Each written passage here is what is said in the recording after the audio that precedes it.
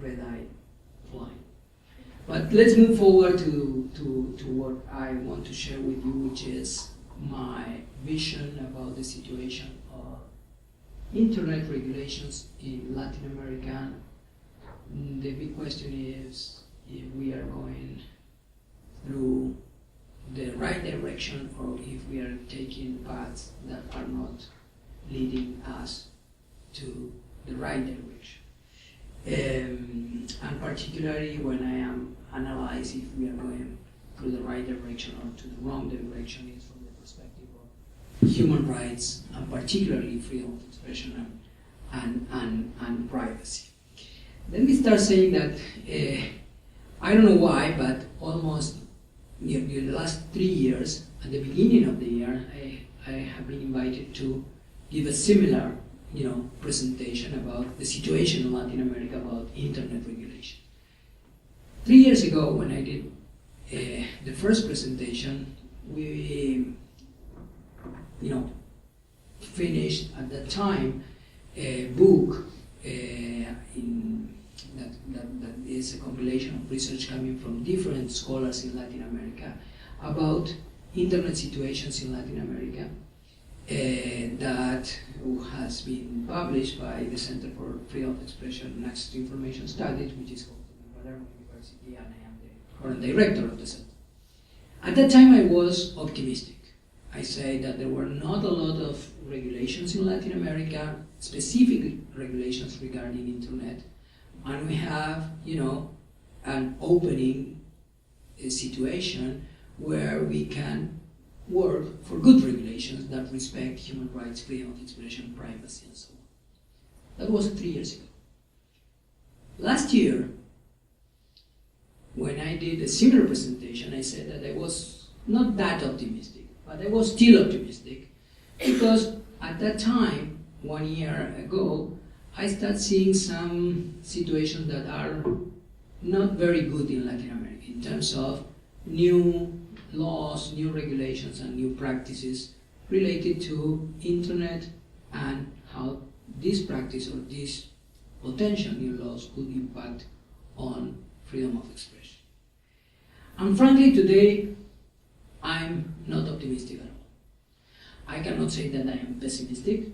I think that we have a lot to do in Latin America yet. But the situation is, to put in a nutshell, in my view, is not going to the right direction.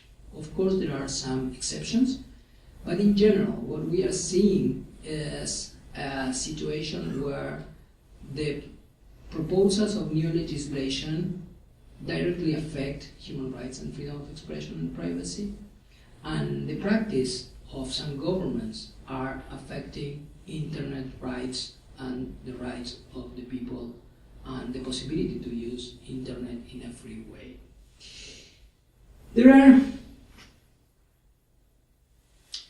Let me say that there are 3 or 4 specific issues from where I have, and I want to express my concern. The first is related to intermediary liability. I'm not going to talk a lot about how I defined intermediaries.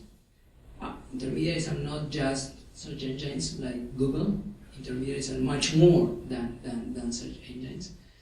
But the decisions coming from the courts, particularly in Argentina and in other countries, putting the liability over the shoulders of the intermediaries can affect and is affecting freedom of expression because of some potential self-censorship or change in the practice of the intermediaries that can affect directly access to information and freedom of expression of the people. We have these problems, as I said, coming from decisions from the judges, and the main areas are related to copyright and also related to respect of the dignity of the people, which is something important But most of the cases are related to people who feel that her or his dignity is affected online because of something that is circulating online, and they go directly to the intermediary instead of going to the creator of the content. This is, to explain the situation very briefly. And with copyright, something similar is going on. I can expand if you want later. Bad decisions coming from judges, and sometimes bad proposals for regulations, imposing liability to the intermediaries. What happened beyond Latin America in other regions? Well, maybe the situation is not good as well. But tonight I'm just talking about Latin America. We can make a comparison if you want afterwards.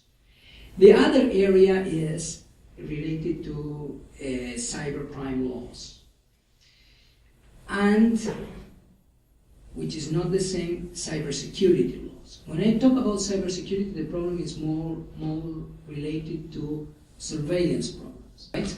But they establish a way to surveillance people in similar ways that we heard coming from other countries near from here, if you understand what I'm saying.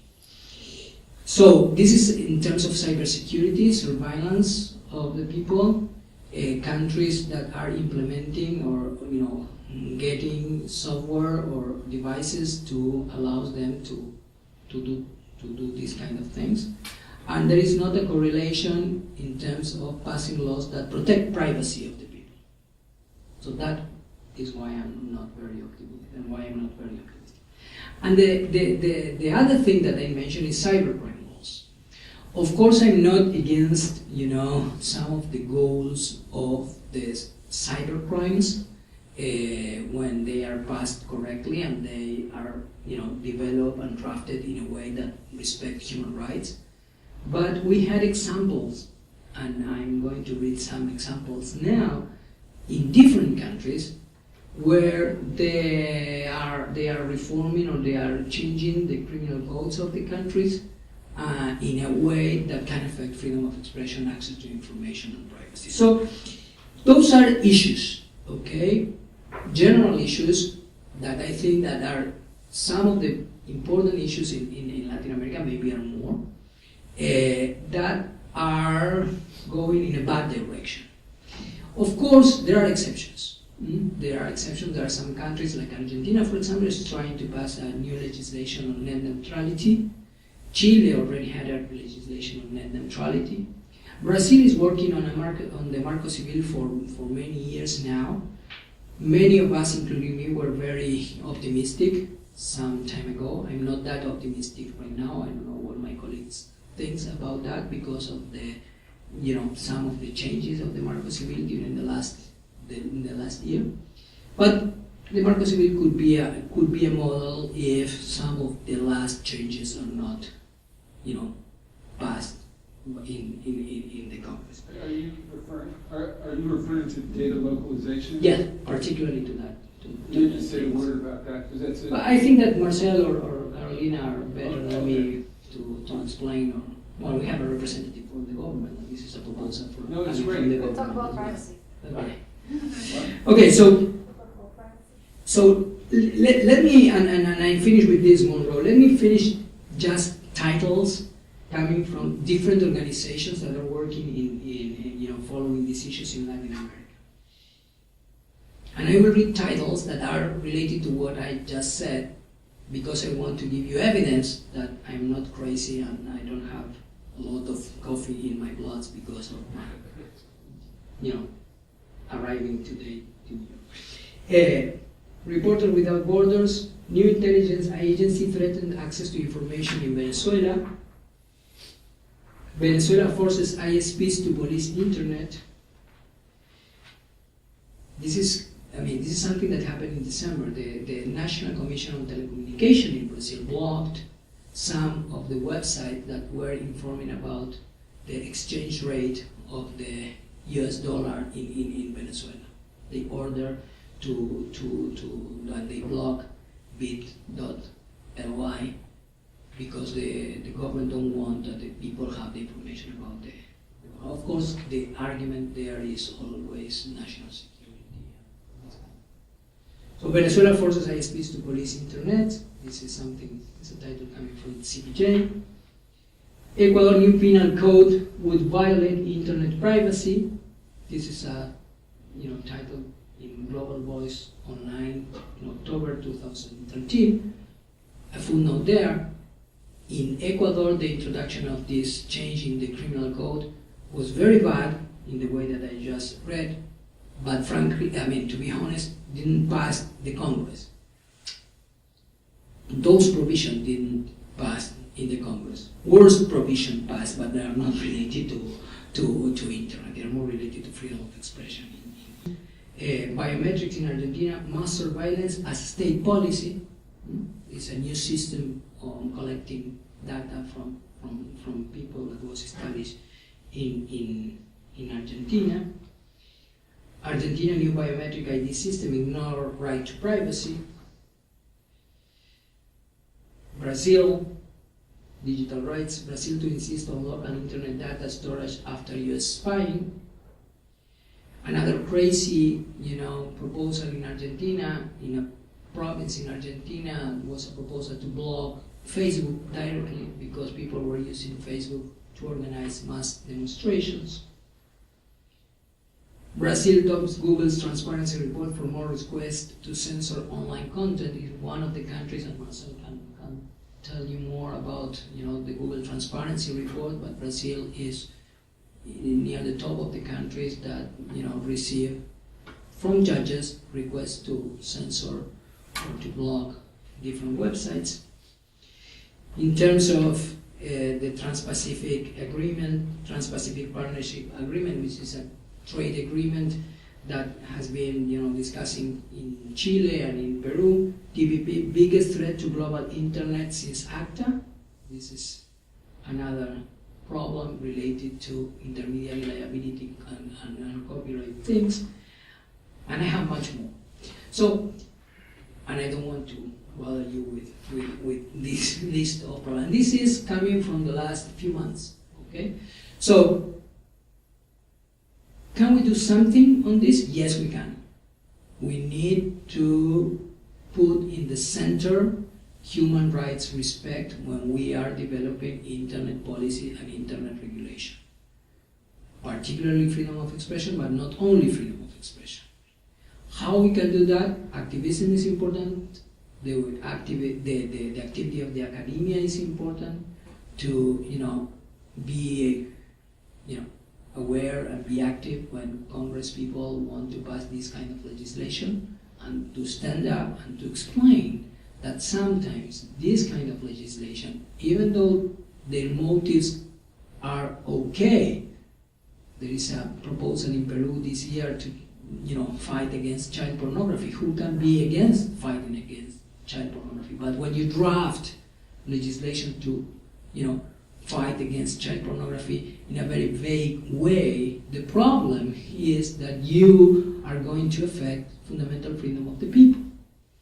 So we need to be aware of this kind of initiative, and we have to, again, and I finish with this, put in the center of these changes of this kind of regulations respect of human rights, respect of freedom of expression, and respect of privacy of the people. Thank you.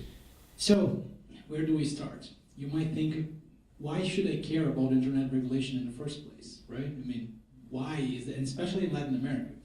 I mean, why is that important? And I think the first answer to that question is, well, one, can you really think of yourself not using the internet? Have you ever thought to yourself how much it is a factor in your life these days, right? I mean, whatever you do, whatever you pretty much any normal activity that we usually did without the internet is now going online or doing any kind of service or anything like that. There's an app for everything and so on and so forth. So yeah, I noticed that in yesterday's Guardian there was a story about your boss, Eric Schmidt, saying, how can I get through dinner without using my cell phone? Exactly. Exactly. He's training himself. Maybe he'll write a book about it. Absolutely. And so, when you think about the internet as the free flow of information globally, then you can see how regulation in one part of the world actually affects the rest of the world. And the examples there are a lot of examples these days. For example, some of you may remember that YouTube was down like 3 or 4 years ago, and the reason for about 2 or 3 days. And the reason for that at the time was that there was some censorship measures in Southeast Asia. And they tampered with the DNS servers, which are the servers that pretty much address how you translate a query for example, www.youtube.com to an IP address, an IP number. And basically, because it was tampered with in Southeast Asia, the rest of the world was affected. So that's an example of a technical measure that was adopted and implemented as a result of some local regulation that had some impact. Now you might think, so why should I care? I mean, I couldn't see some cat videos for a while. And YouTube has way more than that, I know. But the reality is, as we can see from Eduardo's examples and from some of what our panelists are going to share, what we are facing right now is a constant quest for control. I can speak a little bit about the Brazilian example, but that pretty much resonates with what Google sees around the world. For example, back in the early 2000s, Brazil was really interested in regulating the internet on a criminal aspect. Public hearings were held, lots of information was shared about how the internet was this terrible thing where criminals could do whatever they wanted, and basically there were no rule of law and stuff like that. And I remember a guy showing a picture of a cat on fire, saying, see, somebody put this cat on fire on the internet. And of course people said, well, somebody did that offline and then uploaded the picture online. It's not exactly the same thing. So in response to those scenarios, and there's always this maxim, right? I mean, bad cases make bad law. What we end up seeing was lots of ideas to control and to try to secure some sort of ruling over what the internet users could do or could not do. And in response to that criminal wave, Brazil tried to lead the way with a different bill, which was called the Internet Civil Rights Framework, which is popular now in Brazil as the Marco Civil de Internet, which was what Eduardo was referring to. So how did that came about? How that originally started? That was a very interesting thing as far as, I don't know how many of you are aware of how legislation works, about how the legislative process actually happens. Of course, it varies from country to country, but basically, it's not something that is people follow that closely unless they're involved with that area, right? So what happened in Brazil was very interesting. I mean, users were asked, after an initiative by the Ministry of Justice, what exactly should be in a bill of law to regulate the Brazilian internet. So on the first phase of that public consultation, people just went online and said, well, we think that this bill should have X, Y, and Z. We think we should care about user privacy. We think we should have network neutrality. We think we should have some intermediary liability rules so that people can express themselves freely without fear of censorship or fear of content being taken down immediately, so on and so forth. So after some period of time with this public consultation, I think it was around 6 months, maybe a little bit more, the guys at FGV in Rio de Janeiro, which is a university there, working together with the Brazilian Ministry of Justice, draft what would be the very first draft of this bill, and put that again for public consultation and accepted any kind of comments on a very open platform. Anybody could speak their minds. And of course, as far as public consultation goes, you have lots of brilliant nuggets of wisdom, and you have some things that are like on the level of YouTube comments. So basically, what you can see is there was a very open and democratic process before it reached the legislative house, right? So once that idea of the bill was finalized, that bill was introduced in the Brazilian Congress as a kind of a response to all of this wave of criminalizing the internet. So what happened was it started to get some traction. Members of Brazilian Congress started to understand why it was important, why society deemed that important, why Brazil should be really fostering that kind of bill. And there's a very simple reason for that. It's very easy to forget that internet regulation has already existed in the United States, in Europe. It was pretty much the backbone and part of the reason that it developed companies like Google, Facebook, Microsoft, Twitter, and so many others that we use and take for granted these days. The US has had, since 1996, Section 230 of the Communications Decency Act, which, as you may remember, pretty much says that intermediaries cannot be held liable for the for the content published by users. Of course, there are some exceptions, but the basic idea is that intermediaries are not going to be policing whatever content is posted. They can act after the fact. The same thing happened in Europe with the European directive that was enacted back in 2000. So what I'm saying is, these regulations had already existed for quite a while in the US and in Europe, but they didn't really find their counterparts in Latin America. So in Latin America, what we saw was jurisprudence, case law, taking the part of what regulation that could have been enacted. So after so much jurisprudence, after so much case law in Brazil and in Latin America, the idea was, let's try to cherry pick, so to say, the best aspects of internet regulation around the world and put in this bill. And so it started. And then Brazilian Congress started to hold lots of public debates, lots of public hearings about the bill, and so on and so forth. And the original version of the bill was very interesting. I mean, it also granted several rights to users regarding user privacy, regarding due process of law, and net neutrality. And that's exactly when things started to go awry. As you may or may not know, net neutrality is a very, very contentious issue. And it really depends on how you really define it. Some people just define it as the right of a user not to have his connection be worsened because of whatever content he or she is having access to. Some people define that as more about general traffic management and so on and so forth. But regardless of the concept that you adopt, the reality in Brazil was that there was some heavy lobbying did by the people who were against net neutrality that held the bill on pretty much for the past 2 years, so to speak. And then things start happening, right? I mean, everybody obviously saw what happened with the Snowden revelations and everything that it started happening, and Brazil was particularly upset with all of the revelations that happened, and then Marco Seville started to get some changes. So the first idea was that to protect user privacy, it would be mandated that that the data of users should be stored locally, which is kind of an interesting idea. I mean, the whole idea here is if the data of Brazilian users, however you might define it, were to be stored in Brazil, that would somehow make the NSA have a lot more problems trying to access that, which is not exactly true if you see, I mean, I'm not aware of that, but if you see the kind of capabilities that they might have, right?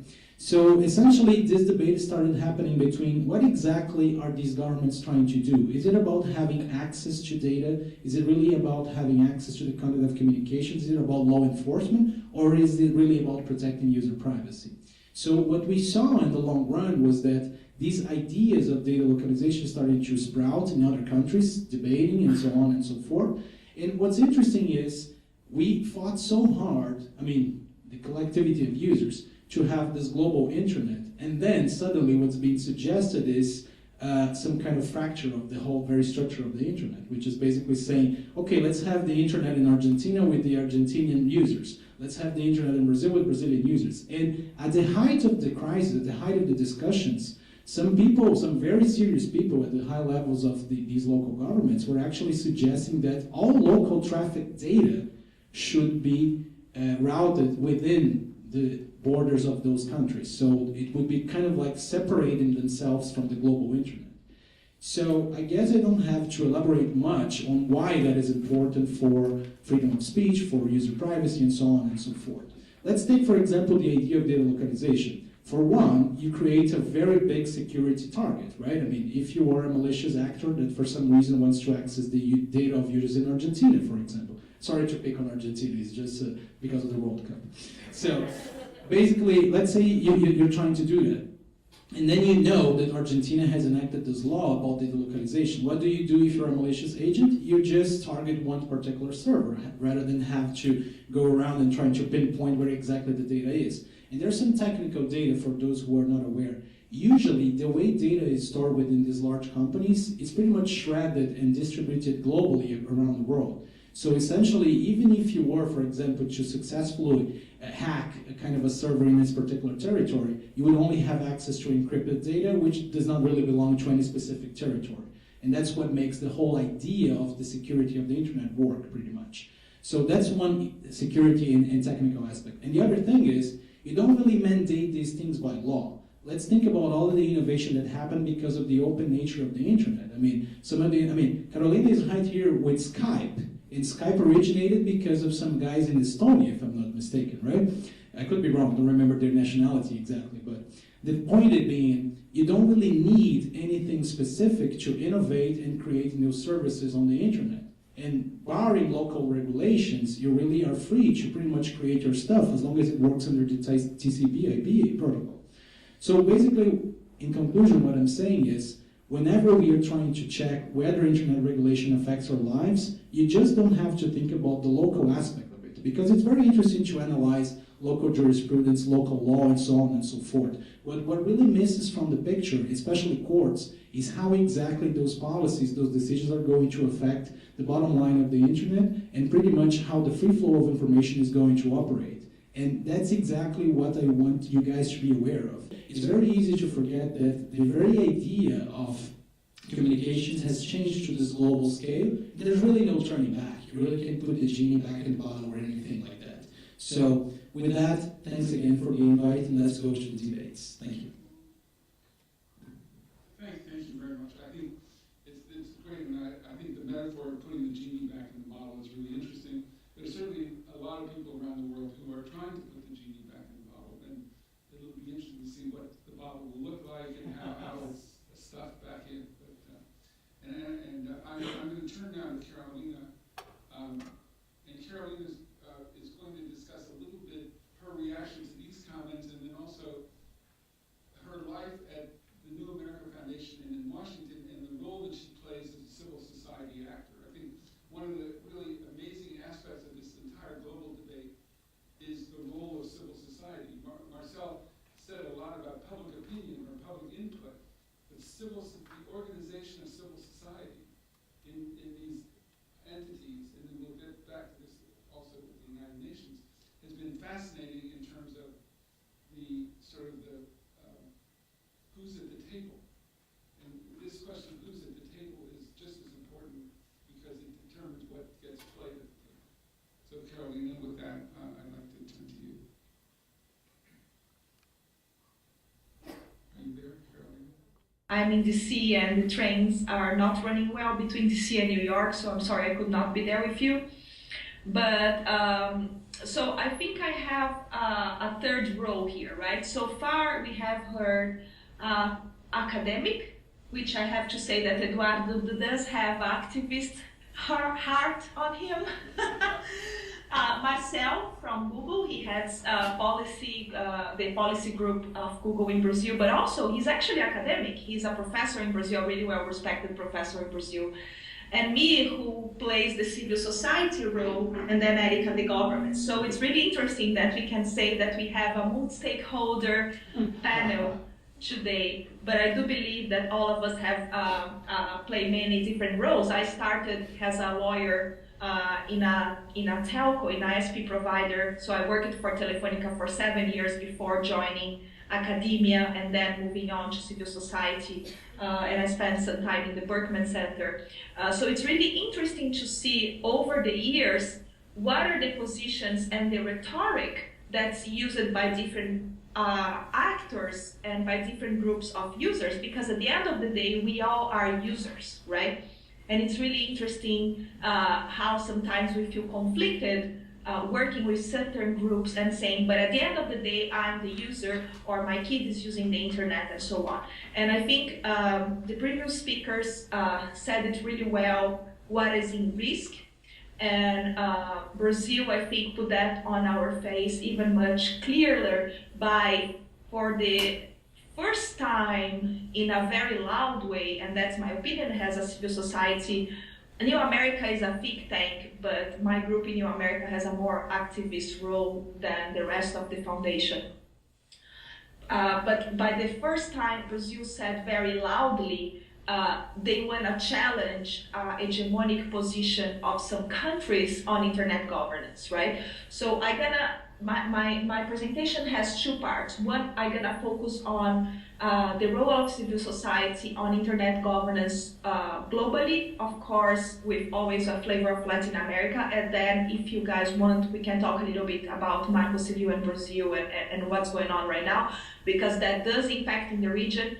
And because Brazil is challenging US hegemonic position on internet governance, that actually can impact largely US policy in this space and how US deals with internet governance more broadly. So I think that's one of the biggest challenges, and each of you in the audience have in your own heart how you want to work or how you're going to engage with that. And I'm happy to talk more with you later, also even individually by email later. So internationally, with of course after the Snowden revelations, it was pretty clear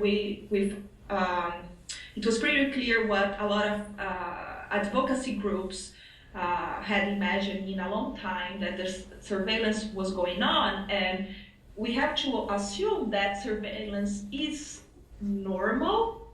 However, what was different in this case was how vast and how broad was it, right? Even Obama admitted that, and now we have an essay under a period of review. So we're gonna see what's gonna come out of that. The report that they launched a couple of weeks ago, and the Open Technology Institute, which I'm part, also analyzed that report. It's pointing to a series of changes, but of course it's gonna depend on the administration to implement them or not.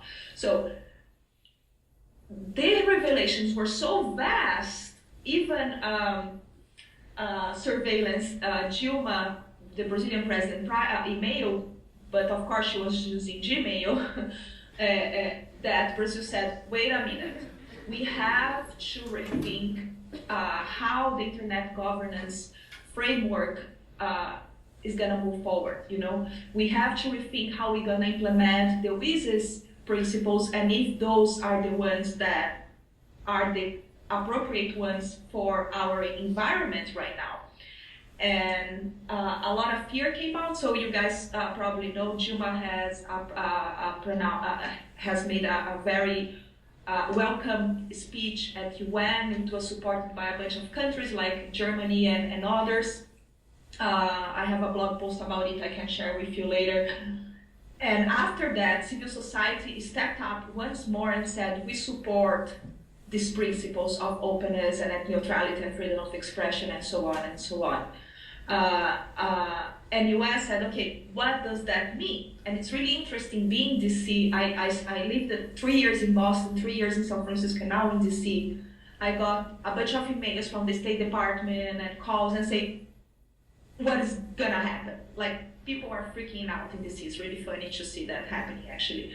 And it's really interesting because a certain suspicion that many countries had on the hegemony of US, basically because of the role that ICANN plays, the internet for assigned numbers and names and numbers, and some contract that IANA, which is another organization that takes care of the root services of the internet plays, and all that suspicion that countries had came about also during this surveillance period. So what I'm trying to say is that there is an opportunity for countries with the surveillance revelations to actually challenge a lot of the assumptions around internet governance, and one of the assumptions is the US hegemony in the field because of, for example, the ICANN structure and the ICANN being based in the US and so on. So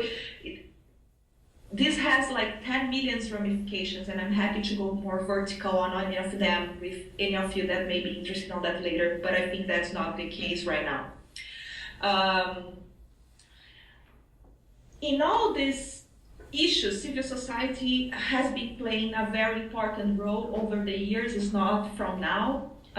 Civil society has a series of coalitions, many of them from the Global South, many of them led by actually American organizations and American watchdogs like Public Knowledge and the Center for Democracy and Technology in DC and EFF and freedom, even journalism-based organizations and so on. And these folks said, look, we need to play a watchdog role to understand if the principles we believe on and the principles that were given and negotiated with us during the WSIS process are being or not implemented. Okay, so that's one of the big pictures going on right now. And there are actually channels of implementation and channels of contribution. It's really interesting to understand that in internet governance, the way the negotiations happen is different from negotiations on other fields of international law. So if you think of trade agreements, or if you think in agreements within the WIPO or the WTO context, those are multilateral agreements. So they are negotiated between countries, among countries, right? Of course, you always have some observer position. WIPO allows observer positions for civil society, but you don't have any decision power, right? In internet governance, even if you see that the companies hold a lot of power because they own a lot of the core infrastructure of the internet, internet has proven to have such a social impact and such a great impact on changing life of people, and there are some indexes trying to prove that. There is a bunch of research in Latin America. I just did a presentation on it by a center called GIRC, and supported by IDRC, which is a foundation from Canada, actually measuring the impact of internet growth and penetration in countries in Latin America in terms of how that's changed or improved people's lives, right? Which is a much more deeperly indexed than the Freedom Housing Index or the Web Foundation Index and so on.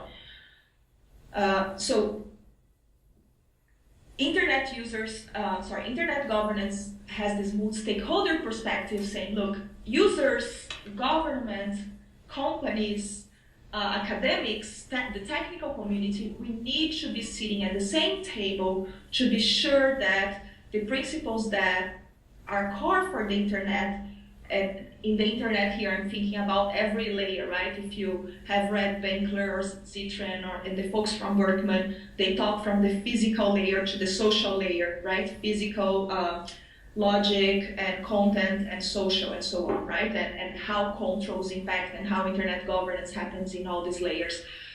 So civil society has fought over the year to be sure that we had a seat on the table in every step of the way by providing both expertise, so papers, white papers, research. We are always looking for groups to develop research, but also advocacy and training a lot of the policymakers that sometimes actually don't know what's going on, right? In many countries, the policymakers change every couple of years. Even in Brazil, the diplomats change every couple of years.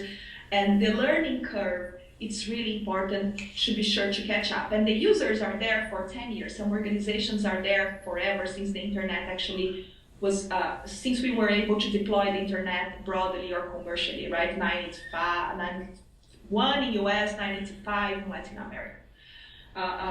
So it's really interesting and to understand these perspectives and what are the channels. So for example, one of the broader coalitions of civil society globally, which includes Global South and Latin America, is called Best Beats.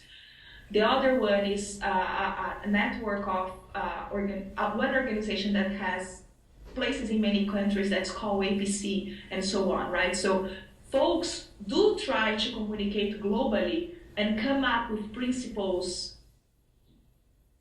and positions that represent users should give to these inputs. One of the things that was really important and was personally important for me being in DC, we were hearing in DC a lot of criticism, should I say, in the very beginning when the regulations came about on how even unconstitutional was the surveillance regarding US citizens, right? Americans, folks in American soil. But very little was being heard about the impact of surveillance in what is called by the US legislation non-US persons, right? People abroad or people that are not residents, and a series of other privacy here in the US. There was a meeting here in DC, and nobody except one person in a whole day event with like 30 speakers talked about non-US persons, right? And of course that was a really big issue. And for example, Best Beats and Frank LaRue, which is the UN Special Rapporteur, and Catarina Botero, who is the current Special Rapporteur for OAS, that's entered Substituto Bertoni and so on, they said, look, wait a minute, internet is global, and our communications will always flow, our commerce will always flow. We have a human rights framework that needs to be applied globally. So was civil society that started pushing that, the need to pay attention to the non-US persons in the media and in some debates. And that's really relevant. So I think this is a little bit a lot of things internationally. I know it may be a little confused, but there is a lot of things going on, a lot of channels. Nowadays we are preparing for the April meeting in Brazil. So every year there is a big internet governance conference that's called the IGF, which doesn't have much decision power. The decisions or principles that come out of there are not binding.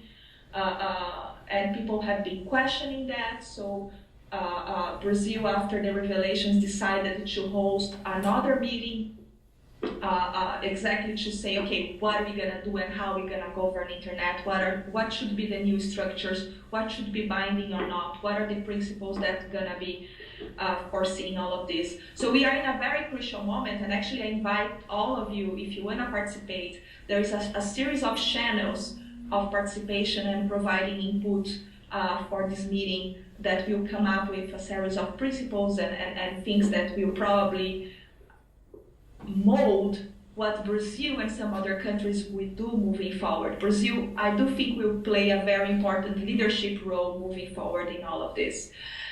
And of course, Marco Civil has a very important element of this game.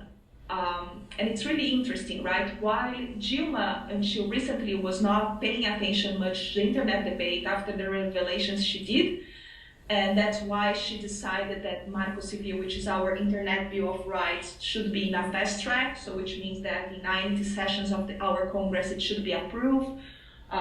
Those sessions are still running, so we're gonna see what's gonna happen.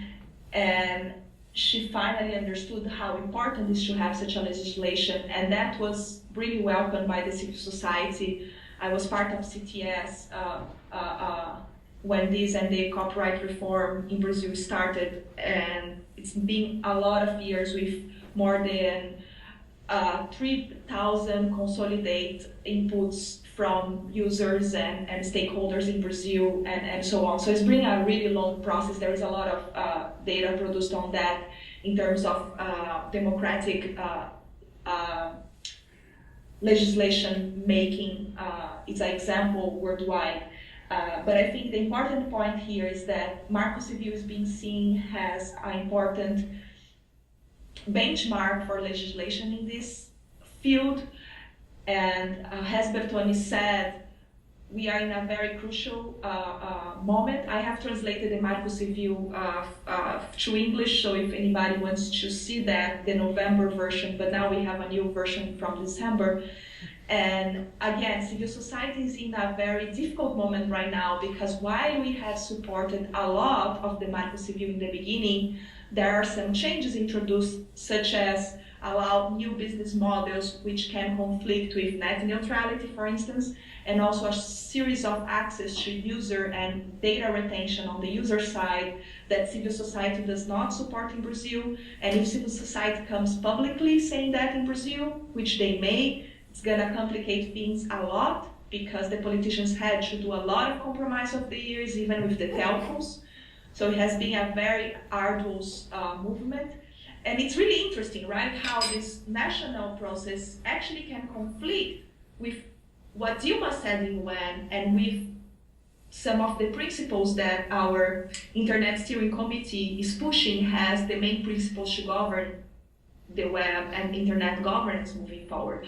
So I think we are in a very curious and interesting time to see what's gonna come out of that, and we do hope that Marco Civil gets approved before this April meeting. I think would be a shame that it's not approved until then.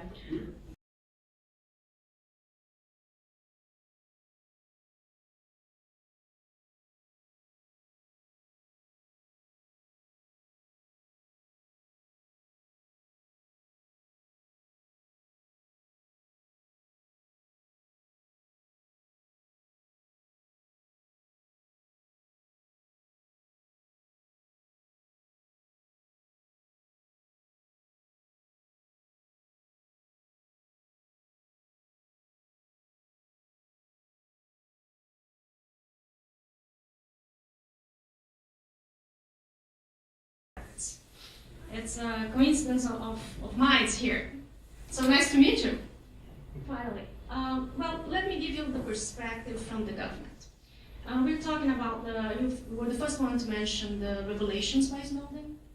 And then what do we have after Snowden's revelation?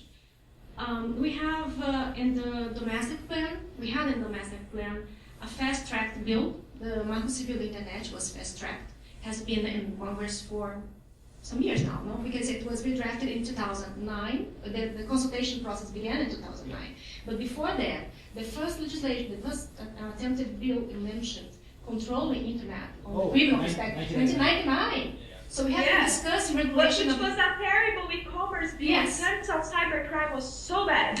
Yes, well, it was the ruling party at that time, right? So it was another perspective. So keep this in mind. It was another government, totally different government, which was in Brazil for 500 years, let's say so. So after revelations, we have this fast-tracked bill by President Rousseff. We have today the possibility that government asks providers to base their service in Brazil. It's not an obligation, because what President Dilma put before was a kind of obligation, but because of consultations, because of negotiations with the civil society, with the providers, the servers, and everybody else involved, all the stakeholders in this process, then the first proposal was changed to the possibility that government asks the providers to base their service in Brazil. So this is domestic plan, and also in the domestic field, what we have is the development of Brazil's own software. The Federal Data Processing Service in Brazil, responsible for developing softwares for the use of the Brazilian government, was asked to develop. There's a special software to be used amongst the government, and which would enable a higher level of privacy, of inviolability, let's say so. So in the international, Brazil's international agenda, what we have after Snowden's revelation, we have. By the way, I love the notion of revelations as being the deciding point. Like, the world is divided before revelation and after revelation, as if it were a religious, God-given split coming down in the world. Eric Snowden as sort of some other image of the religious figure. Because something was happened for years and years, and we didn't know. So he suspected. reality. Yeah, well, it was suspected, but we didn't know for sure. And so he confirmed all our suspicions. So what we have before that, in Brazil's international agenda, we have the expansion of the country's communications infrastructure. For example, we're trying to divert more the traffic, the flow of internet, not meaning at all censorship, but the alternatives. For example, we have this fiber optic cables that go from Brazil to Angola and possibly to other countries, at the BRICS countries. We have the possibility of an optical ring between South America and Europe.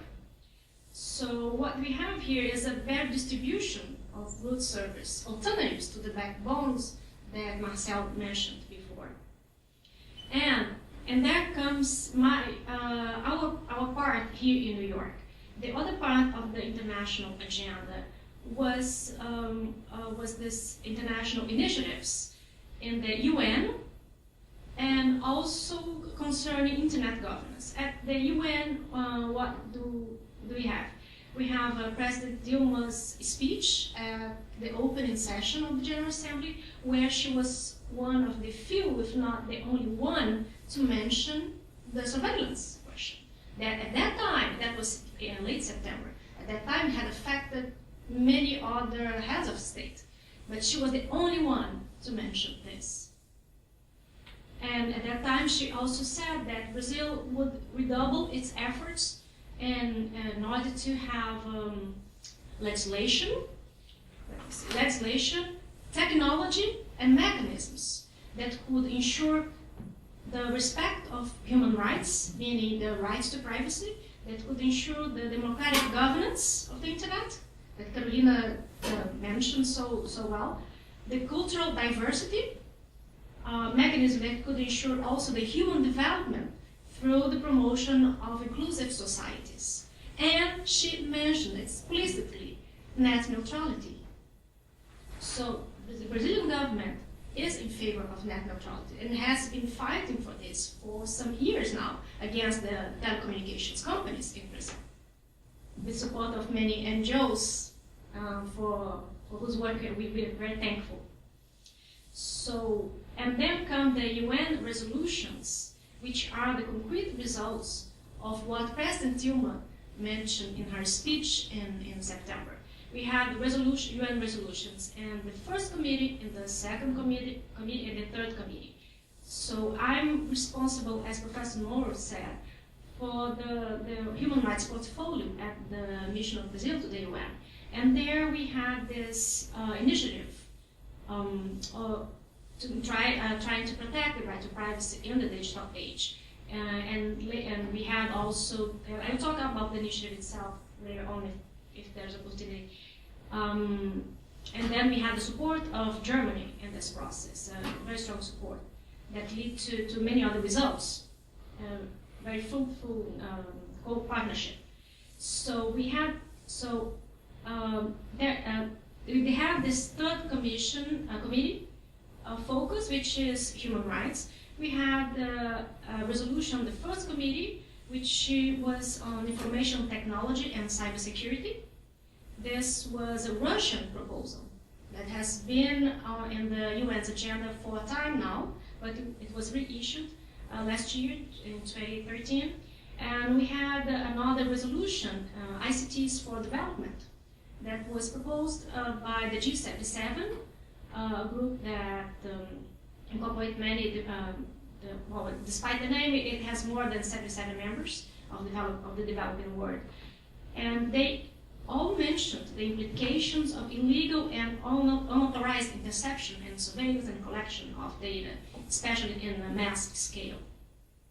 And another point in the international agenda was internet governance.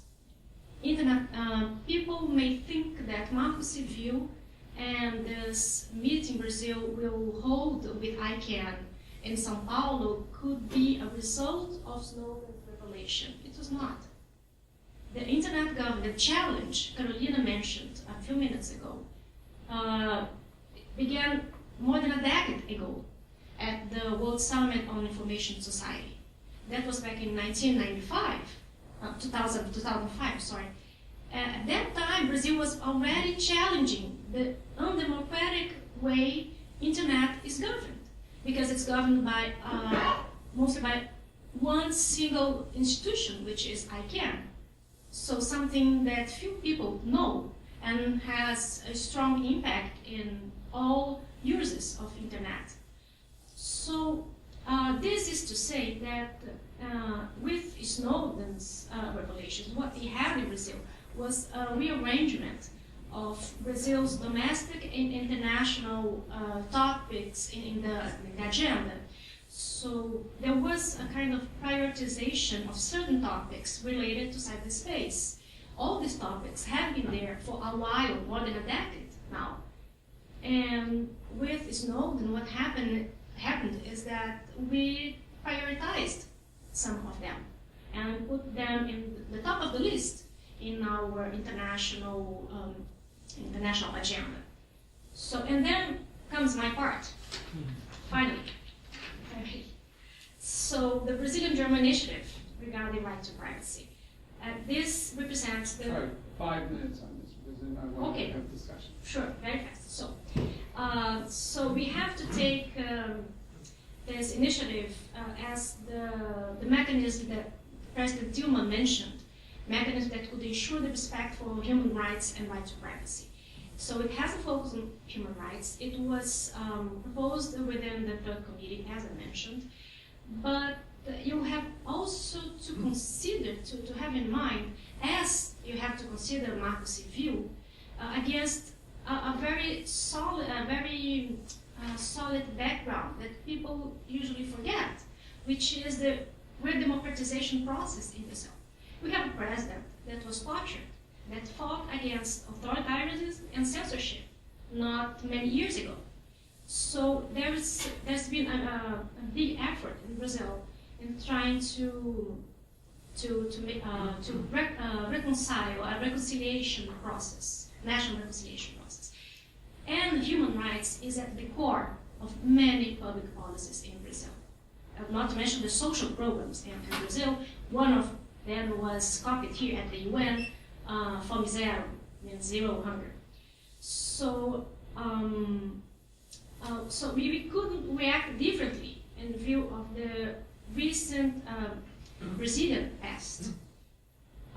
This initiative put forward by Brazil and Germany was approved by consensus, meaning that it was not called to a vote. So the 193 members of the United Nations agreed to have this resolution. It represented a breach in the bureaucratic mechanism of the UN. So this resolution put a very up-to-date and topic in the UN's agenda, and a debate that's very much needed, and it's still in the front pages of the newspapers. So it's very up-to-date and fortunate that we could breach this bureaucracy and bring this topic to the UN's agenda. We had the initial conversations with a couple of, with 20 members of the UN before putting put forward formally this proposal. Among these countries, we have some like-minded ones that co-sponsored with Brazil and other members an event on privacy in Geneva.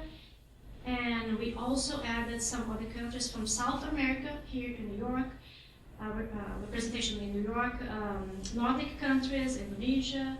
So in total we have this informal consultations with like-minded countries, 20 members, before putting forward the proposal to the UN. We tabled the proposal with 10 co-sponsorships, which is something very sound and I would say solid in the UN bureaucracy. We, at the end, when it was approved, we had 55 co-sponsors. So this is telling because it shows the support it had among the UN membership. We had a strong support from, then comes the Latin American perspective, from all the members from Latin America, from RULAC, which is the Latin American and Caribbean group in the UN, also from the non-aligned movement. And we had also support from other countries, more westernized countries. So they brought to the debate some very useful elements that we could discuss after, because they had they placed different emphasis on privacy, for example. Some countries would not deny, but they would say there's not such a thing called the right to privacy. What exists is privacy rights, which is something totally different because it refers, it's more a private notion of the rights.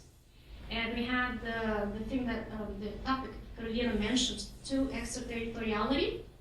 That was a big issue in the negotiations because the United States, for example, have some reservations in the Convention on Human Rights, the ICCPR. So they do not accept the obligation, they do not understand as an obligation the obligation to protect non-US citizens abroad. So they cannot be held liable for infringing human rights of non-US citizens abroad. And then comes the other things like the drones, other discussions. Yes, so that's all. What you're doing is amazing, but there's so many amazing things. Yes, just to correct myself, another country has mentioned the surveillance problem, which was Cuba. Speaking on behalf of CELAC, the Community of Latin American and Caribbean Countries, the Minister of Foreign Affairs of Cuba, Rodriguez, mentioned the problem of surveillance and asked for clarifications and actions to stop it. So besides this strong support from Latin America, Mercosur, of course, there was a declaration by the presidents of Mercosur countries just after the revelations in July, where where many of the initiatives I mentioned were concerted among the members of Mercosur. And the NGOs for which we are very thankful. Brazil, we received strong support from them. They signed a letter, 5 NGOs signed a letter supporting the Brazilian General Initiative. So we see many things happening that are really important. In terms of Brazil, for example, the nationalization of servers and etc., which Erika pointed, which is really important, it's a possibility. I think the first time I see in a law, the president may issue a decree. In general, this will be regulated by a decree, and in this case it's may, so that's really important. It was actually to respond to something very different than the surveillance, was actually to respond to a jurisdiction conflict between US and Brazil, because multinational companies, Google, Facebook, Twitter, etc., were saying no to judicial court orders to have access to user data based on saying US law forbids me. And the MLAT agreement, which are bilateral agreements to allow these things, don't work, right? They are not working. People really cannot make them work in Brazil. So the Brazilian government, even Brazil being top 5 in the Google Transparency Report, we still have a lot of trouble, right? So it was much more a problem saying, look, if it's in my territory, I'm gonna have jurisdiction, then I answer to surveillance, because everybody knows that having servers in the country does not respond to surveillance, because our communications are global, and at some point our data will circulate in backbones, right? So I think it's really, but I think the Snowden effect is much more a media and connotation and opportunistic point, even for ICANN, that Fadi, as soon as everything exploded, went to Brazil and said, Dilma, let's work together and let's internationalize ICANN, than a change of what's really going on. So I just wanted I agree with you. Marco, do you? I mean, my first reaction is that in Latin America is going on much more things than what's going on in Brazil. So Brazil is not Latin America, Latin America is much more than Brazil. Frankly, I'm very... think Brazil is much more than Latin America, but... Well, this is a Brazilian position. This is a Brazilian position that I'm not implying. But I'm frankly, two reactions. Maybe I don't understand you, Erika, correctly, but mentioning Cuba, talking about surveillance. Yes. See how the world has changed? See? No, the world didn't. No, the world is not changing. Cuba is the worst country in the Americas regarding freedom of expression.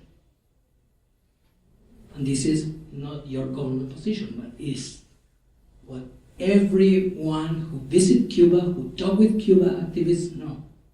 So we cannot talk about, just because we want to blame one country, the US, say that Cuba is blaming the US. I don't accept that. Second, Carolina, you defend this jurisdictional position in a very strong way. Would you say exactly the same, and be frank with us, would you say exactly the same if a very similar legislation is proposed in China or Russia or Turkey? Are you going to defend this kind of provision in the same way? I would say we need judicial court orders, not that our judges are the best always, right? Article 918 and CGI are coming with a report exactly on how the judges deal with all of that, and the news are very bad. So of course it's not the best of the world, but we need to enforce due process. And in these countries you mentioned, there is no way to process. But in Brazil, we still cannot say great due process if Marco Civil has that on the law. So I'm just explaining that it's a state-crafted issue on how Brazil is doing politics nowadays because of all this regulation. It's not about I defending. want this provision in the US, for example, because the US doesn't have due process. This is what you are implying? That there is due process in Brazil and there is no due process in the US? No, actually US, exactly because of the DMCA Act and other legislation, has more due process than Brazil has nowadays. They still have much more requests. If you see the Google Transparency Report, user request of information in US is 10,000 last year, and Brazil is 1,000. So we are still 1/10 of user request of information. For example, in the Google Transparency Report, Marcel has these numbers much fresher than I do. But it's not good or bad, it's just about Carolina, sorry, but I have to hold you right there. But the 90% of the United States is connected to the internet, and Brazilians, half of the population has never touched a computer. So it's not really fair to compare the data requests or the amount of data, because obviously the US by default usually is going to be the first on the list. No, of course, but that's just your numbers. Wait, if I might, maybe Marcel, not on this point, but the general basic jurisdictional question. Right. I mean, one of the things I see here is that the very concept of freedom of information, freedom of expression, is changing. So it's as if there was a box called "This is freedom of expression," and then a lot of things happen, and the debate is now over what constitute the main points of freedom of expression.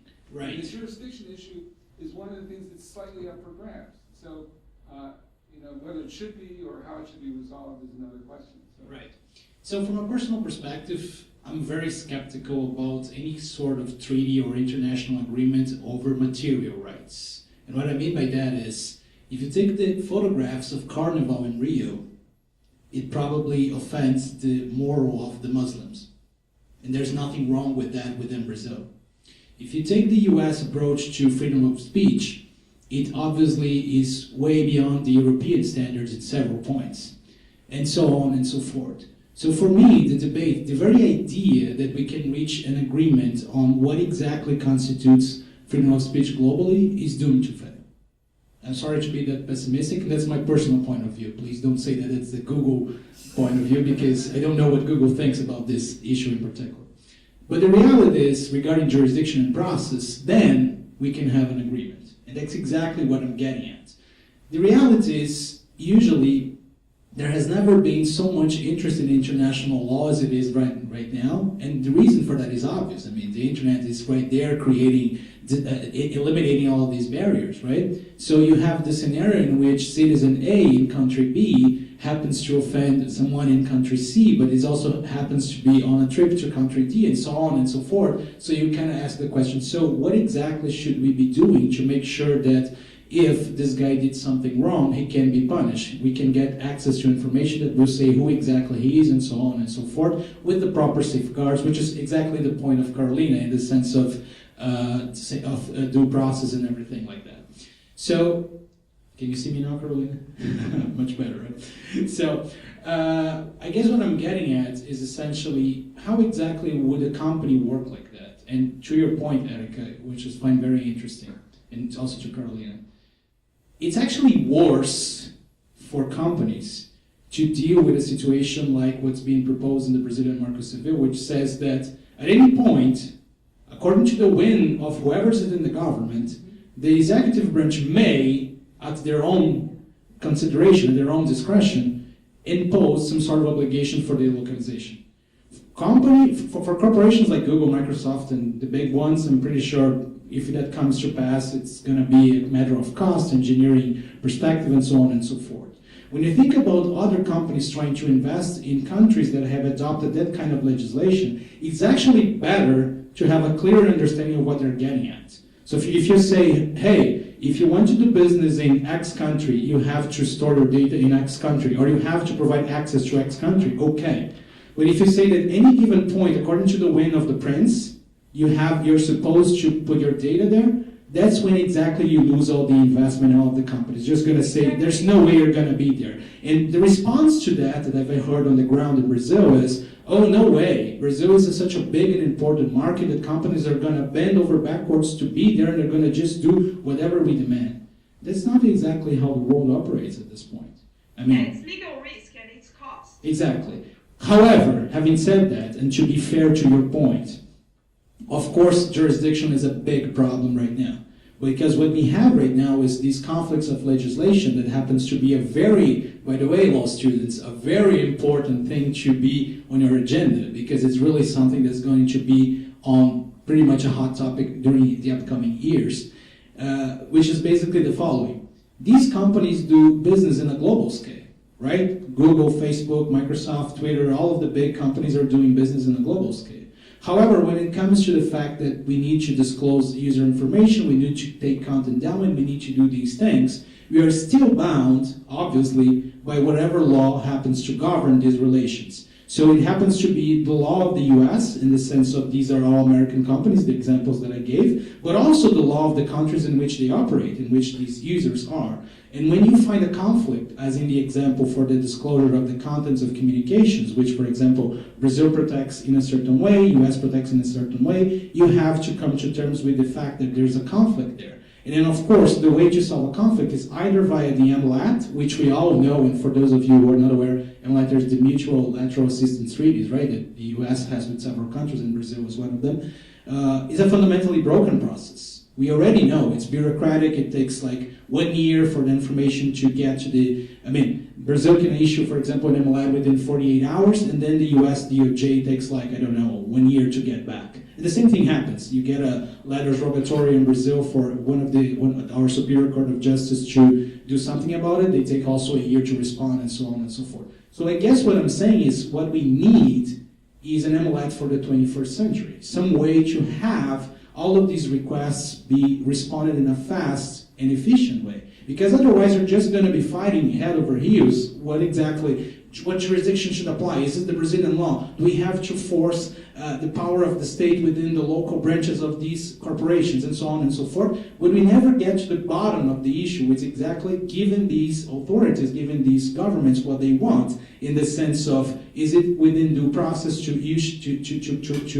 deliver this user data? And if it is, then that shall happen. But again, we have to always remember ourselves of what happens in certain places. You may recall, and some of you guys may remember, what has happened with Yahoo back in 2006 with China, right? In which, according to a local court order, the identity of a user was disclosed, and the guy ended up being 14 years held in jail. So, for supposedly political dissent. So it's really complicated to navigate these trends, and what I'm saying is I don't have the answers. I just want to provoke these reflections so that we don't think that we are actually seeing a proper solution. We really want to debate these issues and just want to clarify that, at least as far as these companies are trying to innovate and trying to bring services to all of these countries, clearer rules are much better than these maybe potentially and these regulations that may or may not impact the business. The European Commissioner on the matter, I think Viviane Reding, she stated that the right to be forgotten is being forgotten in many ways in the internet policy we have right now, and how can we accommodate the conflicting interests of the right to freedom of expression, access to information in these cases where users don't have any control of what kind of information will be available now, and I don't know, in 50 years from now, completely decontextualized from when it actually went online. So It's only our my point of that, we wrote a paper on the right to be forgotten after a research we did at the center, and I invite you to read what we said there. my position is that, I mean, I'm not going to say something very new, but many things are changing thanks to these new technologies, okay? And the impact in, I mean, I think that the right to be forgotten should be also framed under a cultural problem. Because why we are so, concerned about something that I am posting now on Facebook that could be seen in 10 years? Because people today cares about these kind of things. But I think that many of these understanding cultural things are changing, and people in the future are not going to pay attention if you posted something in Facebook, when you are studying at the school. So the same for me is the right to privacy. I think that how we are framing rights, or how we are putting the limit to some rights, we are thinking in the limit of the rights or in the content of the rights in a way that I think that will change. The right to privacy, in terms of the content of the right to privacy, I think that will change. I always put the same example. Larry Lessig, a professor from Harvard and Stanford, explained in one of in his book and in many of his lectures and conference how the right to property changed. Originally, before the planes exist, the right to property means the right that you have on your land, everything up your land and everything down your land. It was a case here in the US when the planes start, flying over the land of the people, and the case was because one farmer sued one airline or whatever because the chicken are, afraid and they are not putting eggs because of the flight. And the case was a case on trespassing. Maybe the US lawyers can help me, Rob, or they can help me explain the case of the Supreme Court in a better way. And the judges said that it is totally counterintuitive to think that the right to property should be understood now because of technology in the same way that you understand the right to property before. So I'm saying exactly the same on the right to privacy. We understand the right to privacy in the way that Brandeis framed, here in the US, right to be alone and these kind of things. I'm not sure if we are going to understand the right to privacy in the same way in the future, and that will change the law and the content of the right to privacy as well. Of course, we don't know which way it'll change. You're assuming that it'll change in one direction. I am assuming that we'll change in a more flexible direction. It will change in different directions in different countries. If we actually look at other fields, because here we probably are thinking more of cultural issues and your social media profile, whatever. But if you actually go deeper in areas such as health, that's extremely important. And in areas such as health, and again, I'm happy to go vertical on this later offline, they are working on some issues in terms of the user owning its own data, and even companies and cell phone companies, etc. They are working on actually ensuring that whenever you go, you take your data with you, and it doesn't pertain to the company. And even when the government asks, they give to the government everything encrypted, so it raises the cost of surveillance, right? So I don't think this is an issue that's going to be solved anytime soon on the cultural. I think there is a lot of education that we need to be doing with teens and kids in terms of responsible use of social media, etc. But the health issue, it's a very interesting field where this is very important and being discussed right now. Okay, thank you, Carly. I'll just address your privacy comment because I don't think we can forget about the cultural aspect of it. And I'll give you the example of what happened in Brazil. As you know, Google has that service called Google Street View, which we did in the Amazon River, which is not exactly Street View per se, but you get the idea, right? So they put some boat in there, and as the camera was taking all of the pictures, the population that lives on the riverside, very humble people, very adorable people actually, the ladies that lived within the margins, within the borders of the river, actually put on makeup and their best dresses to be in the picture. And they were devastated when they heard that Google by default blurs all the faces. And they actually, some of them actually wrote to the office and asked if they could be in the picture because they want to show that to their neighbors and people like that. And of course, the algorithm being automatic, no, there were no exceptions, we were very sorry, we were happy that they were willing to do that, and so on and so forth. So I guess that, of course, it's always an advance, and Brazil is also trying to propose an idea, a bill of law, a comprehensive data protection bill. But the fact is, we can never let go of these cultural differences, and that's what makes the challenge so hard. Because sometimes when we talk about privacy, we always say, people usually say something, but they act in a completely different way. Just see, for example, all of the coupons and all of the things you can do commercially to get benefits and discounts and everything and so forth, and you are essentially paying with your data. So that's exactly what I'm trying to get at. I mean, don't forget that the cultural perspective is important as well, rather than just following a pre-cookie cutter model from, for example, the Spanish DPA or any other authority, for example.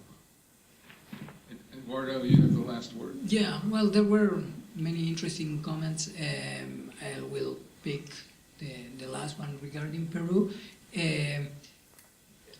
Maybe we will have more time tomorrow too, and you can tell me more about what law you are talking about, because if I mean, many countries passed and have data protection laws or habeas data law and these kind of things. When I did the reference in the case of Peru was related to the last cybercrime laws, and the cybercrime laws that the goal is to protect privacy. The way that this drafted some of the provision of this cybercrime law, that by the way was discussed in total. I mean, nobody knows how was it discussed, because you know better than me, but first it was a proposal in the Congress, the proposal didn't succeed, and almost a year passed, and then a new proposal was there and was voted overnight or something like that and approved, and the cybercrime laws is not good in the drafting of the law, and I don't buy the argument that is a law that protects privacy. Okay, but we can talk more about that. Of course, there are countries that have data protection laws, and this is okay. But in most of the cases, the way that those laws are drafted or the fine tune of the regulation is the problem. Many of those laws are very vague. The judges can apply the law in one way or the other, and this is the problem. We can talk more in these 2 days. Thank you. I'm going to turn the microphone over to Alan. Well, thank you very much to all of our panelists and professors.